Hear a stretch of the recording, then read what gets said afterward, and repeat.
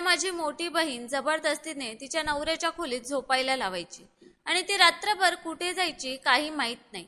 मी तिला अनेकदा समजावून सांगण्याचा प्रयत्न केला, पण तिने माझं काहीच ऐकलं नाही। त्यामुळे मन मारून मला नाईलाजाने माझ्या जिजूंच्या खोलीत झोपावं लागायचं। एके दिवशी माझ्या जिजूंना समजलं की त्यांच्या खोलीत त्यांच्या बायकोच्या जागी मी झोपली आहे, तेव्हा त्यांनी माझ्यासोबत असे काही केले की ते ऐकून तुम्हाला तर विश्वासच बसणार नाही।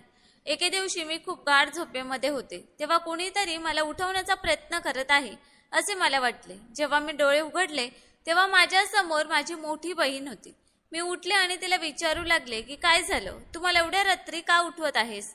मी प्रश्न विचारत असतानाच तिने माझ्या तोंडावर हात ठेवला आणि मला गप्प बसण्यास सांगितले आणि बोलू लागली की मी जसे सांगेन तसेच कर। तिच्या या वागण्याने मला तर आश्चर्यच वाटलं की एवढ्या रात्री ती मला उठवण्यासाठी का आली आहे। एवढेच नाही तर ती माझ्या तोंडावर हात ठेवून मला गप्प बसण्यासाठी सुद्धा सांगत आहे। माझी बहीण मला म्हणू लागली की जाऊन माझ्या खोलीत माझ्या जागेवर म्हणजेच तुझ्या जिजूंच्या बाजूला जाऊन झोप। तेव्हा मी म्हटलं की मी असं कसं करू शकते, तो तर तुझा नवरा आहे आणि त्यांना जर समजलं की तुझ्या जागी त्यांच्या बाजूला मी झोपली आहे तर काय होईल? मी हा प्रश्न करताच माझी बहीण रागाने म्हणाली की गप्प बस, मी जसं सांगत आहे तसंच कर, जास्त प्रश्न विचारायची काहीच गरज नाही। माझ्या बहिणीचं असं बोलणं ऐकून तर माझी बोलतीच बंद झाली। मी मनातल्या मनात विचार करू लागले की एका माणसाच्या बायकोच्या जागी मी कसं काय झोपू शकते, पण माझी बहीण मला खूप विनंती करू लागली, त्यामुळे इच्छा नसतानाही नाईलाजाने मला तिचं म्हणणं ऐकावं लागलं आणि मी गुपचूप तिच्या खोलीत जाऊन तिच्या जागी जाऊन झोपले। सकाळ होताच माझी बहीण तिच्या खोलीत आली आणि हळूच मला उठवून मला माझ्या खोलीमध्ये जाण्यासाठी सांगितले। मी आता माझ्या खोलीत आले होते, पण माझ्या डोक्यात विचार चालू होता की माझी बहीण असं का वागत आहे आणि तिने असं अर्ध्या रात्री उठून मला तिच्या नवऱ्यासोबत झोपायला का सांगितले आणि तिने मला तिच्या जागी झोपवून रात्रभर ती कुठे गेली होती। मी सकाळी जेव्हा जिजूंकडे बघितलं तर तेव्हा असं वाटलं नव्हतं की त्यांना रात्री जे काही घडलं याबद्दल काही माहिती झालं असेल। मी तर आता फक्त जिजूंच्या ऑफिसला जाण्याची वाट पाहत होते, कारण की ते ऑफिसला जाताच मी माझ्या बहिणीला काल रात्रीबद्दल सगळं काही विचारू शकेन की हे सगळं काय आहे। मग जिजू ऑफिसला जाताच मी माझ्या बहिणीला विचारलं तेव्हा ती काही वेळ गप्प होती आणि नंतर म्हणू लागली की मला काही महत्त्वाच्या कामानिमित्त बाहेर जायचं होतं, त्यामुळे मी तुला माझ्या जागी झोपायला सांगितलं, कारण तुझ्या जिजूंना काही कळता कामा नये। माझ्या बहिणीच्या बोलण्यावरून मला असं वाटत होतं की ती नक्कीच माझ्यापासून काहीतरी लपवत आहे। मी विचार केला की जाऊ द्या, काहीतरी काम असेल जे ती मला सांगणं गरजेचं समजत नसेल। मग मी या गोष्टीवर बोलायचं आणि विचार करायचं बंद केलं, पण ही गोष्ट इथेच थांबली नाही। एक दोन दिवस गेल्यानंतर परत एकदा अर्ध्या रात्री माझी बहीण माझ्या खोलीत आली आणि मला उठवू लागली। ती आज रात्रीही मला तिच्या खोलीत झोपायला सांगत होती, म्हणून मी आज रागानेच म्हणाले नाही, मी असं करणार नाही, हे चुकीचं आहे। तेव्हा माझी बहीण बोलू लागली की काही चुकीचं नाही, फक्त मी सांगते तसं कर, नाहीतर खूप वाईट होईल। आज पण इच्छा नसताना मला नाईलाजाने तिचं ऐकावं लागलं आणि मी तिच्या खोलीत जाऊन जिजूंच्या बाजूला झोपले। मी माझ्या बहिणीच्या खोलीत तर झोपायचे, पण मला पूर्ण रात्र झोपच येत नव्हती। मला भीती वाटायची की हे सर्व काही जे चालू आहे ते जिजूंना कळणार तर नाही ना। जेव्हा पण भाऊजी कूस बदलायचे तेव्हा मी माझा जीव मुठीत घेऊन बसायचे। नवरा बायकोचं नातं कसं असतं हे मला खूप चांगल्या प्रकारे माहीत होतं। जर अजाणतेपणी झोपेमध्ये जिजूंनी माझ्यासोबत काही चुकीचं केलं तर काय होईल, हा सगळा विचार करून तर माझ्या अंगावर काटाच यायचा। आता मी ठरवलं होतं की यापुढे मी माझ्या बहिणीची कोणतीच गोष्ट ऐकणार नाही, कारण हे चुकीचं होतं आणि कदाचित माझी बहीण सुद्धा चुकीच्या मार्गाने जात होती। यावेळेस 3-4 दिवस गेल्यानंतर सुद्धा माझ्या बहिणीने मला तिच्या नवऱ्याच्या बाजूला झोपायला सांगितलं नाही। मला वाटलं की कदाचित तिला तिच्या चुकीची जाणीव झाली असेल, पण असं काहीच झालं नव्हतं। माझा अंदाज चुकीचा होता। जवळजवळ 1 आठवड्यानंतर ती पुन्हा एकदा माझ्या खोलीत आली आणि मला तिच्या खोलीत तिच्या जागी झोपण्यासाठी सांगू लागली। यावेळेस मी तिला स्पष्ट नकार दिला की मी आता हे सगळं नाही करू शकत आणि तुलाही एक सल्ला देत आहे की तू आता तरी सुधर। तू माझी बहीण आहेस, त्यामुळे मी तुला समजावत आहे की असे कोणतेच काम करू नकोस की ज्यामुळे तुझ्या अशा कृत्यामुळे तुला आणि तुझ्या नवऱ्याला समाजामध्ये मान खाली घालावी लागेल। मी तिला एवढं समजावून सुद्धा तिने माझं काहीच ऐकलं नाही आणि ती मला धमकी देऊ लागली, बोलू लागली की जर माझं म्हणणं ऐकलं नाहीस तर मी आई बाबांना सांगेन की तुझे माझ्या नवऱ्यासोबत अफेअर चालू आहे। हे सगळं ऐकून ते तुला गावी बोलवून घेतील। मी तर माझ्या बहिणीच्या या रोजच्या नाटकांमुळे खूप परेशान झाले होते।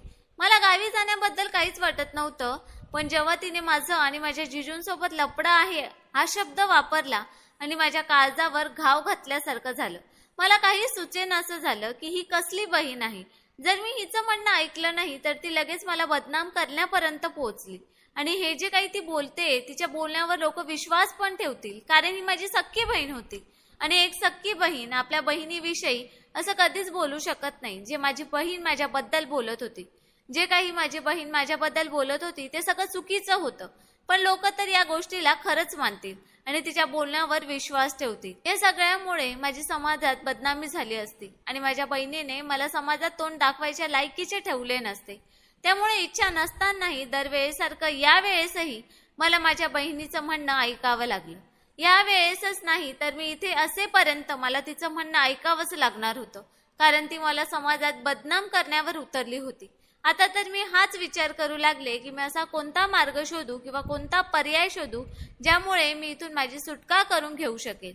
विचार विनिमय केल्यानंतर मला एक कल्पना सुचली आणि जेव्हा मला सत्य समजलं तेव्हा तर माझ्या पायाखालची जमीनच सरकली. कारण माझी बहीण तर, माझं नाव पूजा आहे, आम्ही दोघी बहिणी होतो, एक मी आणि एक माझी मोठी बहीण पायल. आम्ही एक लहानशा गावातून होतो. आमचं सगळं शिक्षण गावातच झालं होतं आणि आम्ही गावातच लहानाचे मोठे सुद्धा झालो. त्यामुळे आमचं एक स्वप्न होतं की आमचं लग्न ज्या मुलासोबत होईल तो मुलगा शहरात राहणारा असावा. जेव्हा माझी मोठी बहीण म्हणजेच पायलचं शिक्षण पूर्ण होताच माझ्या आई वडिलांनी तिच्यासाठी स्थळ शोधायला सुरुवात केली. काही दिवसानंतर आमच्या दूरच्या नातेवाईकांनी माझ्या बहिणीसाठी एक स्थळ सुचवलं. मुलगा शहरामध्ये नोकरी करत होता. मुलगा शहरात राहतो, नोकरी करतो, त्यामुळे आमच्या घरातले सर्वजण खूप खुश होते, खास करून माझी बहीण पायल. जे नातेवाईक पायलसाठी स्थळ घेऊन आले होते त्यांनी त्या मुलाचे सर्व गुण सांगितले. काही दिवसानंतर माझी बहीण पायल आणि दीपकचं लग्न झालं. दीपक पायलला घेऊन शहरात निघून गेला. दीपक जिजूंसोबत लग्न झाल्यानंतर आणि तिच्या स्वप्नांच्या दुनियेत गेल्यानंतर माझी बहीण पायल आमच्याशी रोज फोनवर बोलायची. तेव्हा ती खूप खुश वाटायची आणि म्हणायची की दीपक खूप चांगले व्यक्ती आहेत आणि ते माझ्यावर खूप प्रेम करतात. मी माझ्या स्वप्नात माझ्या नवऱ्याबद्दल जी कल्पना केली होती दीपक अगदी तसेच आहेत. पायल तिच्या सासरी तिच्या नवऱ्यासोबत खुश आहे हे ऐकून आम्हाला पण खूप आनंद व्हायचा. पण काही दिवसानंतर अचानकच पायलचा फोन यायचा बंद झाला आणि जेव्हा पण आम्ही तिच्या नंबरवर फोन लावायचो तेव्हा तो फोन स्विच ऑफ सांगायचा. जेव्हा आम्ही याबद्दल जिजूंना विचारलं तेव्हा त्यांनी सांगितलं की पायलची तब्येत ठीक नाही आणि फोनचं म्हणाल तर तिचा फोन पाण्यात पडल्यामुळे खराब झाला आहे.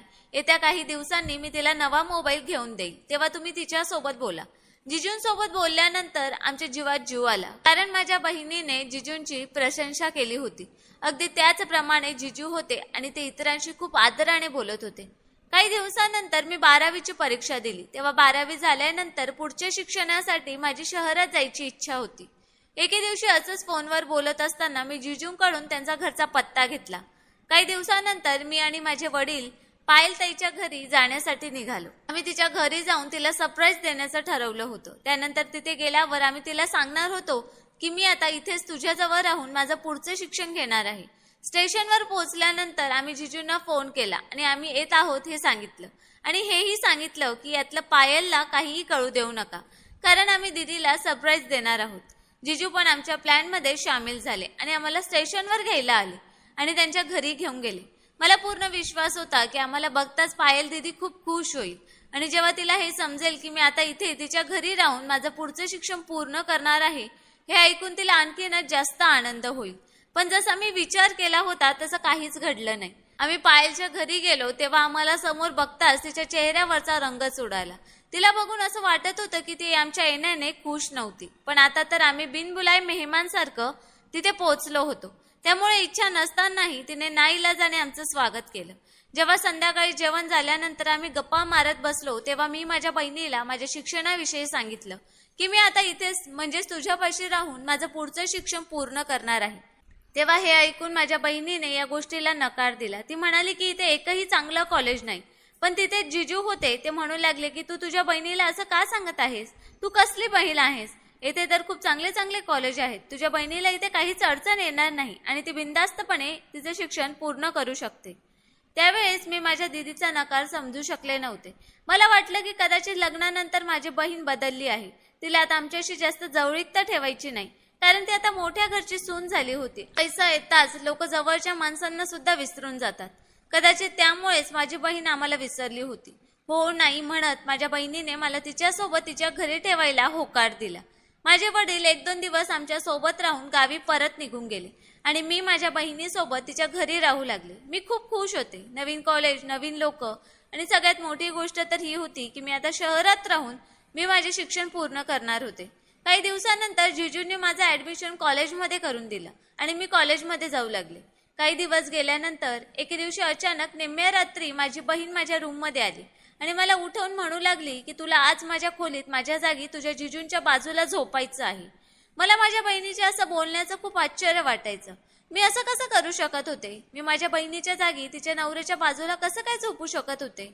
पण ती मला खूप विनंती करू लागली, त्यामुळे इच्छा नसतानाही मी नाईलाजाने तिचं म्हणणं ऐकलं, कारण ती माझी मोठी बहीण होती. मला वाटलं की ती माझ्यासोबत काही चुकीचं नाही करू शकत. कदाचित तिची काहीतरी मजबुरी असेल. पण आता हे तर 2-3 दिवस जाताच निम्म्या रात्री माझ्या खोलीत यायची आणि मला झोपेतून उठवून म्हणायची की जा आणि माझ्या खोलीत माझ्या जागेवर जाऊन तुझ्या जिजूंच्या बाजूला झोप. कधी कधी मला माझ्या बहिणीचा खूप राग यायचा. ही कसली बहीण आहे जी आपल्याच लहान बहिणीला स्वतःच्या नवऱ्याच्या बाजूला झोपायला कसं काय सांगू शकते? माझ्या बहिणीला माझ्या इज्जतीची थोडीही पर्वा नव्हती. जर जिजूंनी अजाणतेपणीच झोपेत माझ्यासोबत काही केलं असतं तर माझं पूर्ण आयुष्य बर्बाद झालं असतं. जेव्हा मी याबद्दल तिला विचारायचे तेव्हा ती माझ्यावर खूप रागवायची आणि मला गप्प बसायला सांगायची. त्यामुळे माझी इच्छा नसतानाही नाईलाजाने मला तिचं म्हणणं ऐकून घ्यावं लागायचं. पण आता मी हे जास्त दिवस सहन करू शकत नव्हते. हळूहळू मला आता तिच्यावर संशय येऊ लागला होता की ती चुकीच्या मार्गाने जात आहे. तिचं वागणं बघून तर असंच वाटत होतं. हे माझ्या मनाला पटत नव्हतं, कारण आम्ही दोघी लहानपणापासून सोबत होतो आणि मी तिला लहानपणापासून ओळखत होते. आजपर्यंत तिने असं कोणतं चुकीचं काम केलं नव्हतं. मग ती आत्ताच असं का करत होती? तिची तर एकच इच्छा होती की तिचं लग्न शहरातल्याच एखाद्या मुलाशी व्हावं आणि तिची ही इच्छा तर पूर्ण झाली होती. माझ्या मनात चाललेल्या प्रश्नांनी मी पार गोंधळून गेले होते. पण मी आता ठरवलं होतं की खरं काय आहे याचा शोध घेतल्याशिवाय मी गप्प बसणार नव्हते आणि पायल असं का करत आहे हे मला शोधून काढायचं होतं. मला रात्र होताच भाऊजींच्या रूममध्ये का पाठवते आणि मला मधून बाहेर पण का येऊ देत नाही आणि हळूच आवाज न करता दरवाजा आतमधून लॉक करून घ्यायला लावते. पण हे सगळं काय होतं आणि मी हे सगळं कोणाला सांगूही शकत नव्हते, कारण हा माझ्या बहिणीच्या इज्जतीचा प्रश्न होता. त्यामुळे दुसऱ्या दिवसापासून मी खरं काय आहे ते जाणून घेण्यासाठी पायल दिदी आणि जिजूंच्या दुधामध्ये झोपेच्या गोळ्या मिसळू लागले, कारण रात्री दूध पिल्यानंतर ते गाढ झोपी जावे आणि त्यांना सकाळीच जाग यावी आणि सत्य काय आहे ते मला कदाचित माहिती होऊ शकेल. मी रात्री दोघांच्याही दुधामध्ये झोपेच्या गोळ्या मिसळल्या आणि ते दूध त्यांना प्यायला दिले. दोघांनी ते दूध पिले आणि संध्याकाळी असे काही गाढ झोपले की ते सकाळीच उठले. मला असं करून 2-3 दिवस झाले होते, पण मला अजूनपर्यंत काहीच माहिती होऊ शकलं नव्हतं जे मला माहिती करून घ्यायचं होतं.